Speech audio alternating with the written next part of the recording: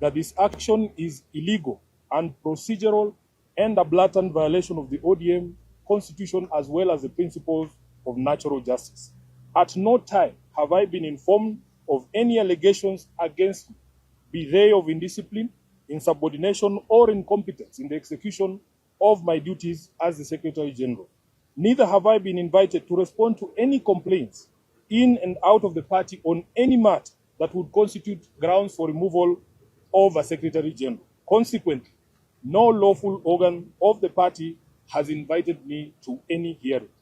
Indeed, as far as internal differences in opinion go, my only cry is that I have refused and I oppose any plans and schemes within the party to support President William Ruto's re-election, because I have held and continue to hold the firm position that this country cannot afford another 5 years of this expensive, divisive, incompetent, and disastrous Ruto misadventure. Kleptocracy is not a philosophy that an entire nation can give a second chance. This month marks the beginning of my 9th year as SG of ODM.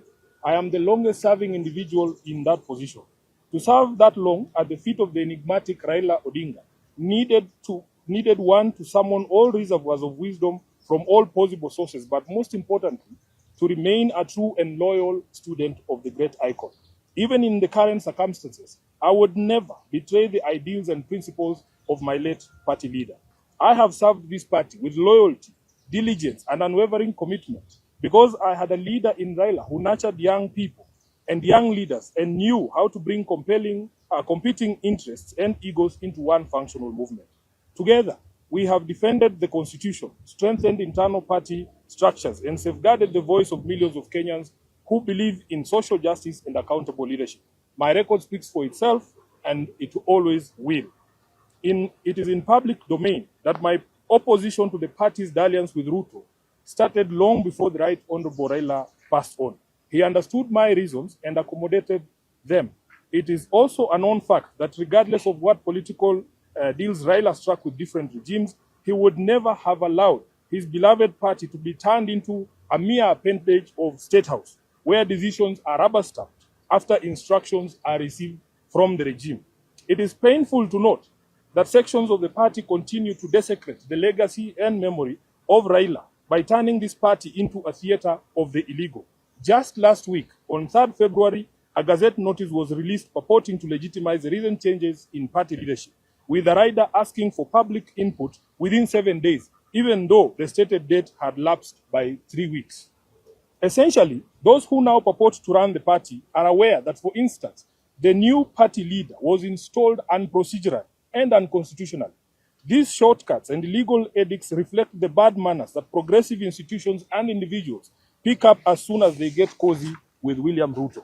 I leave it to the party members to judge if this really is the path that the Right Honorable Raila Odinga had set for us. Just 4 months after his death, we can all agree that Raila must be turning in his grave. In recent times, many respected personalities within the movement have reached out to me and the rest of the leadership, seeking a middle ground of unity, at least until the National Delegates Convention is called. I may not mention all of them, but the party trustees, and they know themselves, as well as Mama Ida Odinga and Her Excellency Ruth Odinga, the women representative for Kisumu, among others, have worked tirelessly to try and unite the party and renew the spirit of Raila in the party. But it seems the rest of the leadership, answering to instructions from elsewhere, has been unable to embrace dialogue. I want to assure our members across the country that this is not about positions. It is about principle. It is about protecting the integrity of our party. It is about ensuring that ODM remains a democratic institution governed by rules and not by impulses.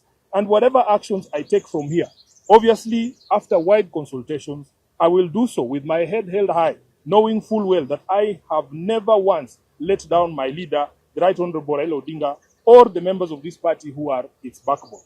As I said in Busia, Raila did not raise cowards. He did not teach us to run away from hardship or challenges, but to confront them head-on. Our party constitution places a responsibility on us to fight for ODM, and fight we shall. Through all lawful means, we shall fight for this great institution until the very end. We will challenge every illegality in the courts of law and in the court of public opinion. Surrender is not an option for us. I urge our members to remain calm, steadfast, and committed to the ideals that brought us together. ODM is bigger than any individual, and it must remain anchored in justice, transparency, and respect for its own constitution. Even as we confront the spectacle of stagnation against progress and liberal versus conservative clashes in our politics, we shouldn't fall for the allure of easy largesse and cheap promises made to the electorate for the sole purpose of perpetuating the age-old slavery visited on citizens of this nation by a regime lacking in legitimacy. I remain a loyal member and the duly elected Secretary General of the ODM party.